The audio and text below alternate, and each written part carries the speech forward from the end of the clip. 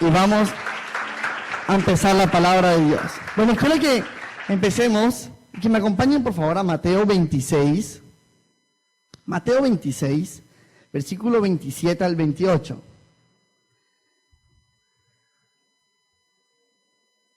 Amén. ¿Tienen Mateo 26? Amén. Dice así la palabra de Dios.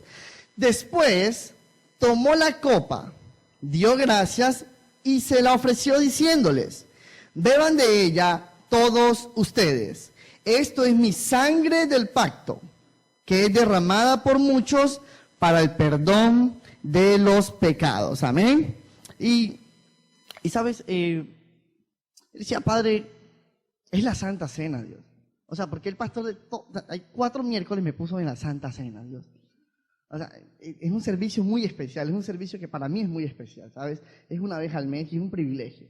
Y le decía, Padre, en el sacrificio que hizo Jesús en la cruz, hay tantos secretos y tantas cosas escondidas que me encantaría comprenderlas todas. Y ¿sabes? Y el Señor me llevó, no a un secreto, me llevó a algo obvio, algo que tú y yo de hecho conocemos, pero que el Señor me llevó un poco más profundo. Y sabes, todos conocemos que el sacrificio de la cruz, el sacrificio que hizo Jesús, trae bendición. Amén. Amén. El sacrificio de la cruz trae bendición. Trae bendición para nuestra salud, ¿sí? Porque la palabra dice que a través de sus llagas, lo que le pasó en la cruz a Jesús, nosotros somos sanos.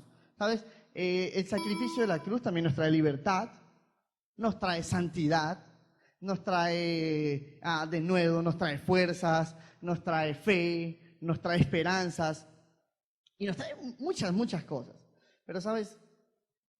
Lo que el Señor a mí me mostraba y lo que para mí es lo más importante y es como el centro del sacrificio, el por qué Jesús lo hizo, es una razón.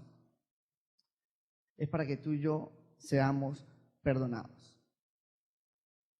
Y sabes, para que seamos perdonados, para ser salvados.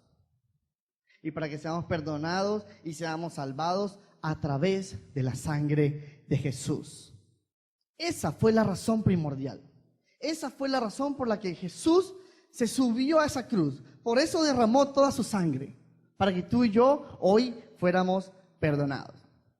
Y sabes, mientras pensaba en esto, veía que muchas veces nos preguntamos por qué el Señor no responde nuestras preguntas, nuestras súplicas, nuestros problemas. Y Señor, estoy endeudado y nada que llega. Y le decimos, ay Señor, que me hagas el milagrito. Ay Señor, que necesito para pagar la luz. Ay Señor, que me picó el mosquito, que me duele. Y le decimos al Señor unas cosas y a veces tú sientes, porque yo lo he sentido y quizás también lo he sentido, que el Señor no responde. De hecho, entonces te preguntas, ¿será que Dios en realidad me escucha o estoy tirando aquí palabras al aire? Y quiero decirte, sí, puede que estés tirando palabras al aire.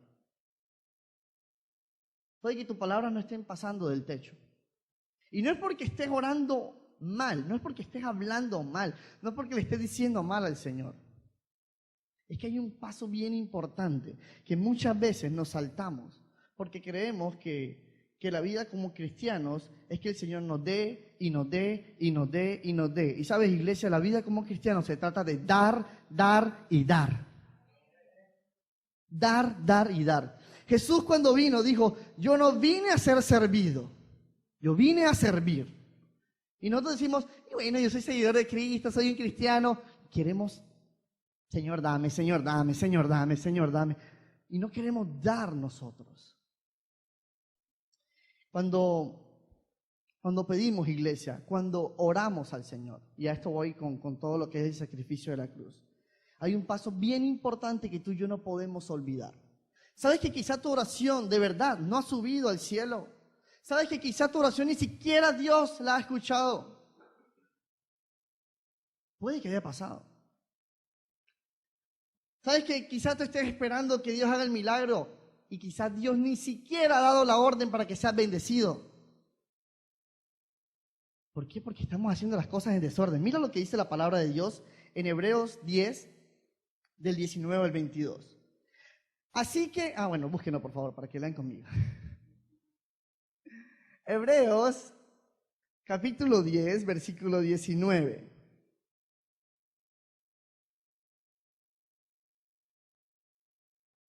Amén, ¿lo tienen? Dice así: así que, hermanos, ¿mediante qué dice ahí? Mediante la sangre de Jesús tenemos plena libertad para entrar al lugar santísimo. Acerquémonos pues a Dios con corazón sincero y con la plena seguridad que da la fe, interiormente purificados de una conciencia culpable y exteriormente lavados con agua pura. Y sabes, iglesia, muchas veces queremos llegar delante de la presencia de Dios, no como dice aquí en Hebreos, que dice, mediante la sangre de Jesús acerquémonos en plena libertad al lugar santísimo. ¿Sabes? Cuando tú vas a hablar con Dios, no sé si recuerdas en el Antiguo Testamento, había un lugar que era el lugar santísimo, era el lugar donde habitaba la presencia de Dios. Y el sumo sacerdote entraba a ese lugar con unas campanitas puestas. ¿Sabes por qué tenía las campanitas? Porque si el man se moría, las campanitas sonaban y tenían que arrastrarlo y sacarlo. ¿Por qué? Porque si él no estaba puro y santo, moría. ¿Y por qué moría? Pero oye, qué tremendo que es Dios. Porque Dios es un Dios santo.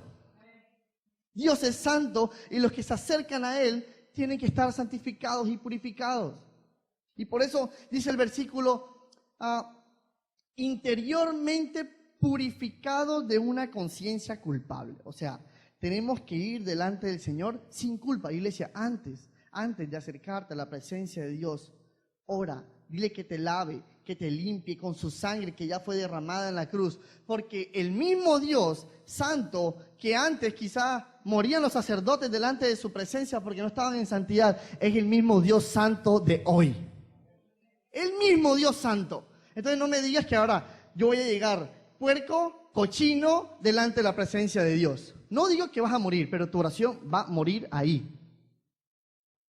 De ahí no va a pasar tu oración, ¿sabes por qué? Porque no hemos sido santificados. Dios escucha, la palabra dice que sin santidad nadie verá al Señor. Sin santidad nadie verá al Señor. Eso está en Hebreos 12:14. Sin santidad nadie verá al Señor, iglesia. Necesitamos estar santos. Por eso dice la palabra que cuando entremos a ese lugar santísimo. ¿Cuál es el lugar santísimo, Tatán, por favor? El baño, tu cama, tu trabajo en la oficina cuando estés solo. Cualquier lugar es tu lugar santísimo. Porque, ¿sabes? Es cierto, el velo fue roto. Ahora tenemos acceso directo al Padre en cualquier lugar. Pero por favor, hagámoslo en santidad.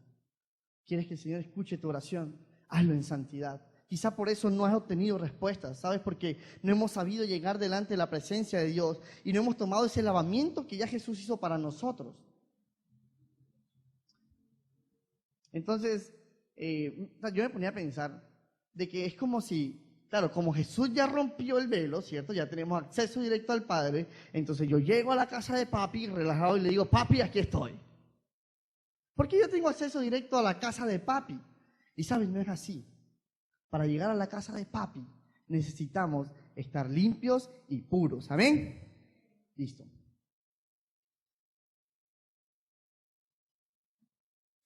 Otra de las razones por las que el Señor se sacrificó y se entregó por nosotros y derramó su sangre es porque Él sabía que tú y yo hoy íbamos a fallar. ¿Cuántos han fallado hoy? ¿Cuántos han cometido pecado hoy? A ver, levanten la mano conmigo, vamos, eso. Todos somos pecadores.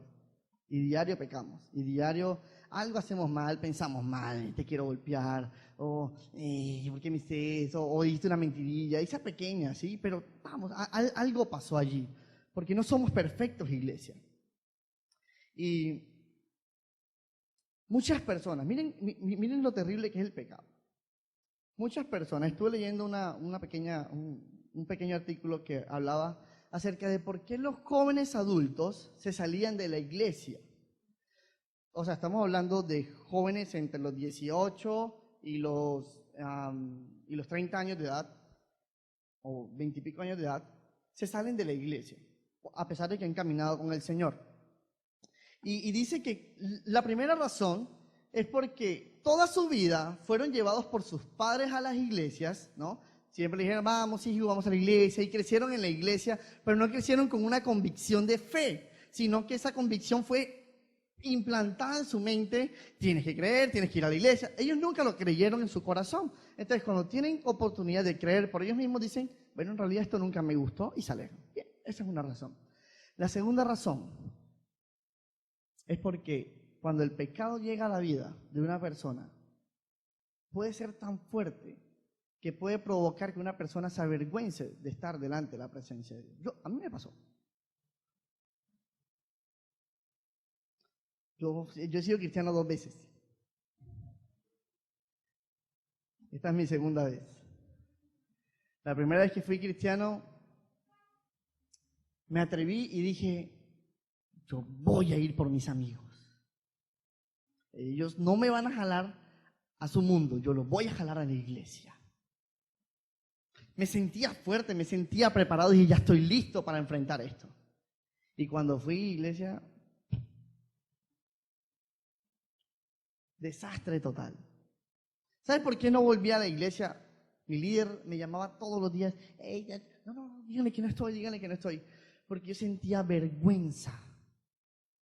Vergüenza de ir delante de Dios. Sentía vergüenza de orar y pedirle perdón a Dios porque, hey, qué vergüenza. Yo era un ministro en esa iglesia, yo tocaba también el bajo y decía, qué vergüenza lo que estoy haciendo. Y por dejarme llevar por la vergüenza que Satanás había puesto en mi vida, empecé realmente fue a alejarme de Dios y acercarme más bien a mis amigos que se parecían más a mí, eran unos desvergonzados como yo. Sí, porque uno se vuelve un desvergonzado, que es lo peor. Y sabes, el pecado puede provocar vergüenza a ti hacia Dios. No quieres leer la palabra porque dice, bueno, ¿para qué leo la palabra si sé que no voy a cambiar? ¿Para qué pido perdón si mañana sé que voy a pecar otra vez en lo mismo? Porque sabes, hay pecadillos que se vuelven en tu vida que tú sabes que tú le pides perdón a Dios y que posiblemente mañana vas a volver a caer. Y yo quiero decirte, la palabra de Dios dice que el que se arrepintiese y dejara su pecado y se volviera a mí, entonces yo lo perdonaré. ¿Qué pasa cuando tú te arrepientes? ¿No? Ay, Señor, y te arrepientes. ¡Ay, qué dolor! Y tú sabes cuando te levantas de ese lugar que mañana podría volver a pecar. Eso no fue un arrepentimiento real. Pero cuando tú te levantas y dices, Señor, no lo voy a hacer, Señor. Y no lo voy a decir. Y se te presenta la situación y tú dices, yo le dije a Dios que no lo iba a hacer. Eso es un arrepentimiento real. El arrepentimiento te cambia por completo. Amén. Entonces, ¿sabes? Yo quiero decirte que si tú has sentido que no has podido orar, que no has podido ni siquiera adorar a Dios, que tú dices, bueno, yo veo que todo el mundo, se mete en la adoración y yo estoy aquí como que no siento nada, debe ser el pecado de mí. Mira, si a ti te ha pasado estas cosas de que no te da vergüenza acercarte a Dios, hoy te digo, la sangre de Jesús el día de hoy está vigente aún. Ella no se ha vencido y está lista para ti, para sanarte de tus pecados. ¿Sabes? La sangre está. Esa sangre no vence, ese pacto no se acaba, ese pacto es para siempre. Y Jesús lo estableció, derramó todo lo que Él era, para que tú hoy fueras perdonado. No desprecies la sangre que ha estado ahí. ¿Yo qué hice? Yo no tomé la sangre, yo dije, no, qué vergüenza. Yo debí tomar la sangre, postrarme y decirle, Señor, lávame nuevamente. Lávame nuevamente. Ella siempre va a estar ahí para ti.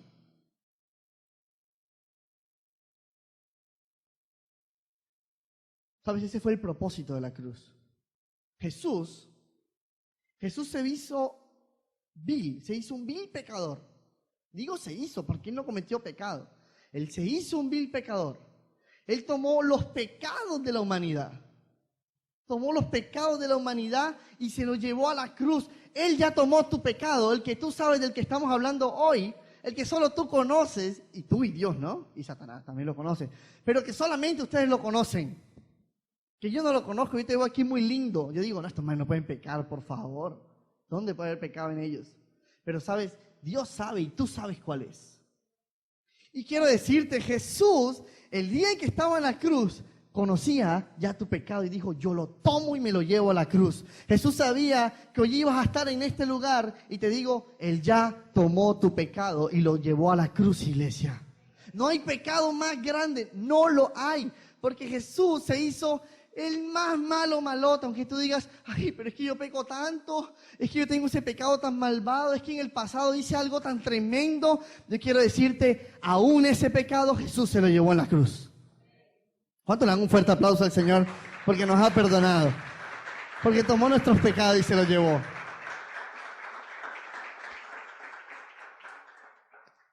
Jesús se hizo el más malo de todos los malotes que podían existir y que han existido. ¿Verdad, Tan? Por favor, Jesús. Sí.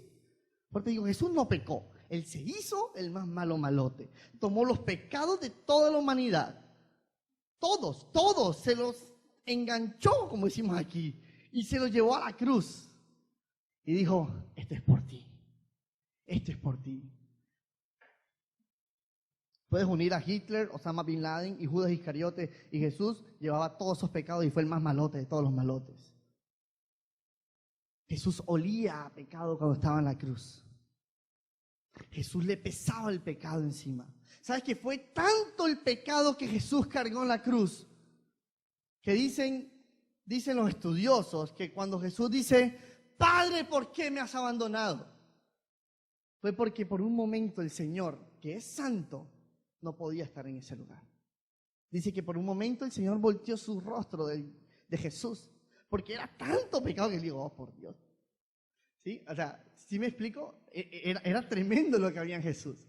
Era todo un pecado de toda la humanidad y él dijo, el Señor dijo, tengo que alejarme porque yo soy santo. Y Jesús grita, Padre, ¿por qué me has abandonado? Dígame si no vale ese sacrificio. Él lo hizo por ti, por mí lo hizo. Hoy estamos celebrando la Santa Cena. Y el día de la Santa Cena, él decía, recuerden esto. Recuerden y háganlo cada vez que puedan. ¿Sabes? A Jesús le gusta que nos acordemos de lo que Él hizo por nosotros. No que murió, porque Él vive y vive para siempre. Él quiere que lo recordemos porque a través de ese pan, ese vino, ¿sabes? Recordamos el sacrificio por completo que Él hizo por nosotros en la cruz. Y sabes, cuando nosotros, a causa de la vergüenza, nos alejamos de Dios, estamos negando y despreciando ese gran sacrificio que Jesús hizo. Lo estamos despreciando. Porque el perdón está allí. Jesús te dice, ahí está, ya te perdoné, ya lo tomé, ya no hay decreto sobre tu vida, porque a veces sentimos que Satanás tiene nuestra cabeza allí pisada, diciendo, ay, eres un pecador, ahí te tengo con ese pecadillo y no te vas a poder levantar. Pero sabes, ya Jesús rompió ese decreto y es hora de que te levantes y que tú coloques tus pies sobre la cabeza de Satanás y le digas, no hay poder sobre mi vida. Amén. Amén, iglesia. ¿Sabes? Para Jesús no fue fácil. No fue un tiempo fácil para él. No es que Jesús haya dicho, bueno, la cruz, chévere, ¿no? La cruz, ¿dónde está la cruz para cargarla? A ver, los latigazos, peguen más duro, por favor. No, para Jesús no fue fácil. Por favor, mi linda corona, colóquemela, gracias. Apriétela más duro, gracias. ¿Los clavos? No, los clavos no. No hay problema con los clavos, al fin y al cabo soy el Hijo de Dios. Jesús no pasó por eso. Jesús sufrió y sufrió muchísimo. ¿Cuántos aquí han llorado sangre alguna vez? No. ¿Sabes? Las investigaciones dicen que si una persona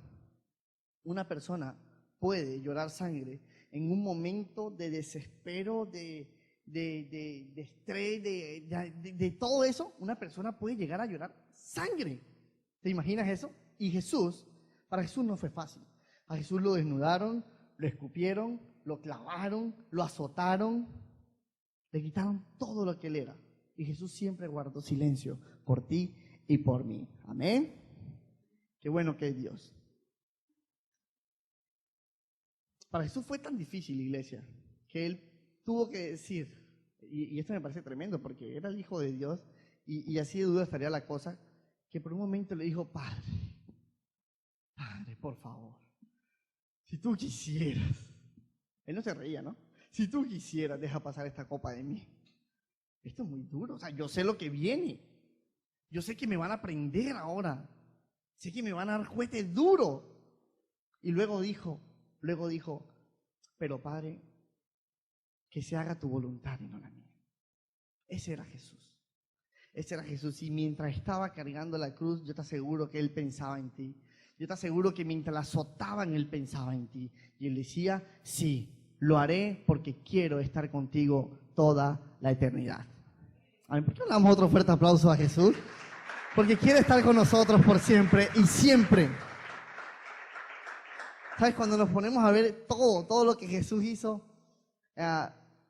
tú dices, wow, ¿por qué Jesús hizo tantas cosas? ¿Por qué Jesús se entregó de tal manera?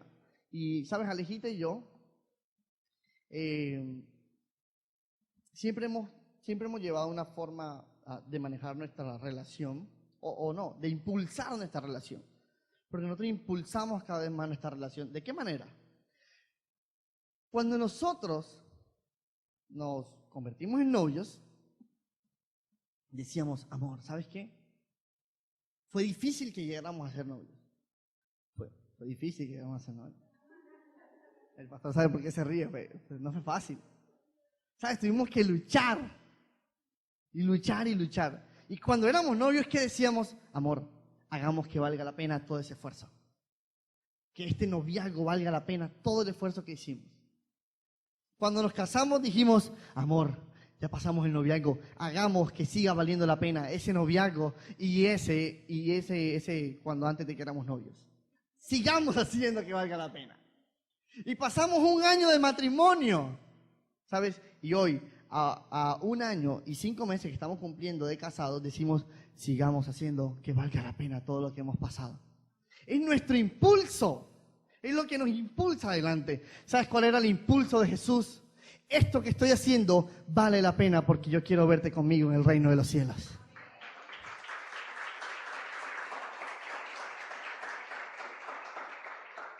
Y la palabra, el lema de nuestro matrimonio siempre ha sido, dice, vale la pena luchar por lo que vale la pena tener. Nosotros luchamos por lo que vale la pena tener. Y Jesús luchó porque tú valías la pena tenerte en el reino de los cielos. Esa es la razón, iglesia. Jesús bajó del reino de los cielos. Él estaba allá, tú sabes, organizando ya con el Padre y todo esto, y Espíritu Santo y tal. Y estaban allá relajados. Pero, ¿sabes? Jesús dijo, necesitamos hacer algo por la humanidad. ¿Sabes por qué? Porque están en pecado estos manes, se están equivocando mucho. Y yo quiero que ellos estén conmigo porque ellos valen la pena. Jesús lo pensaba mientras estaba en la cruz. No importa estos clavos, vale la pena. No importa lo que pase, vale la pena. Vale la pena, iglesia. Y hoy te digo, vale la pena seguir a Jesús. Vale la pena lavarte con la sangre. Vale la pena no dejar tirado el sacrificio de Jesús, sino más bien tomarlo, abrazarlo. No importa cuánto te equivoques cada día, pero por favor intenta cambiar tu vida. Pero si te equivocas, ve nuevamente a los pies de Cristo. Ve a la cruz y dile, Señor, perdóname, lávame de mi pecado. Porque ahí está el sacrificio. Es por siempre, iglesia. No importa cuántos pecados creas que tengas encima. No importa. Porque sabes, lo que Él hizo por ti, lo hizo con tanto amor que crees que no va a perdonar los pecados que tengas encima. O sea, murió por ti y por mí. Así que Él va a perdonarte, aunque te equivoques muchas veces, aunque tengas ese pecado que sabes que está arraigado a tu vida, que llevas años luchando con Él. Hoy quiero decirte, la sangre de Cristo puede lavarte y limpiarte. Pastor, yo te dije la hora que no me iba a molar tanto. Por favor, quiero que me acompañen a Santiago. Santiago, capítulo 5, perdón. Versículo del 17 al 20.